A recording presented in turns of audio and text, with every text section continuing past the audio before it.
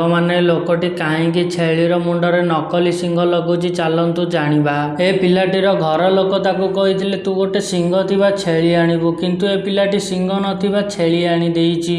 ଏ ପିଲାଟି ଯେତେବେଳେ ଶିଙ୍ଗ ନଥିବା ଛେଳିଟି ଘରକୁ ନେଉଛି ଏବଂ ଘର ଲୋକ ତାକୁ ଘରରୁ ବାହାର କରିଦେଉଛନ୍ତି, କହୁଛେ ତୁ ଯେ ପର୍ଯ୍ୟନ୍ତ ଶିଙ୍ଗ ଥିବା ଛେଳି ଆଣିନୁ ସେ ପର୍ଯ୍ୟନ୍ତ ତୁ ଘରକୁ ଆସିବୁ ନାହିଁ। ଘର ଲୋକଙ୍କ କଥା ଶୁଣି ଲୋକଟି ଛାନିଆ ମାନିଆରେ ଡରି ଯାଉଛି ଏବଂ ସେ ଭାବୁଛି ମୁଁ କିପରି ନା କିପରି ଏ ଛେଳିଟାକୁ ବିକିକି ହିଁ ରହିବି ଏବଂ ନୂଆ ଛେଳିଟି ନେବି। ଲୋକଟି ଯେତେବେଳେ ରାସ୍ତାରେ ଚାଲି ଚାଲି ଯାଉଥିଲା ସେତିକି ବେଳେ ତାକୁ ଗୋଟେ କଷ୍ଟମର ଦେଖାଯାଉଛି ଏବଂ ସେ ଲୋକଟି ପଚାରୁଛି ଏ ଛେଳିର ଦାମ କେତେ? ସିଏ କହୁଛି ଏ ଛେଳିର ଦାମ ହେଉଛି 1000 ଟଙ୍କା। ସେ ଲୋକଟି 1000 ଟଙ୍କା ଶୁଣି ସେ ଛାନିଆ ହୋଇଯାଉଛି, ଭାବୁଛି ଏ ଛେଳି ତ 10,000 ମାର୍କେଟରେ ମିଳୁଛି, ସେ କ'ଣ 10,000 ଦଉନି ମତେ 1000 ଟଙ୍କାରେ ଦେଇ ଦଉଛି। ସେ ଲୋକଟି ଭାବୁଛି ଯାହା ହେଉଛି ହଉ, ମତେ ତ 1000 ଟଙ୍କାରେ ଗୋଟେ ଶସ୍ତା ଛେଳି ଗୋଟେ ମିଳିଗଲା। ଏହା ଶୁଣି ଲୋକଟି ଖୁସି ହେଉଛି ଏବଂ ତାକୁ ଅନଲାଇନ କରିଦଉଛି ଏବଂ ଲୋକଟି ଖୁସିରେ ଖୁସିରେ ସେ ଛେଳିଟିକୁ ଘରକୁ ଧରି ପଳେଇ ଆସୁଛି। ସେ ପିଲାଟିର ଭାଇ କହୁଛି ଦେଖେ ତୁ ଗୋଟେ ଶିଙ୍ଗ ନଥିବା ଛେଳି ଆଣିଦେଲୁ, ଦେଖେ ମୁଁ ଗୋଟେ ଶିଙ୍ଗ ଥିବା ଛେଳି ଆଣିଛି ଏବଂ ତାକୁ ଶସ୍ତାରେ ବି ଆଣିଛି।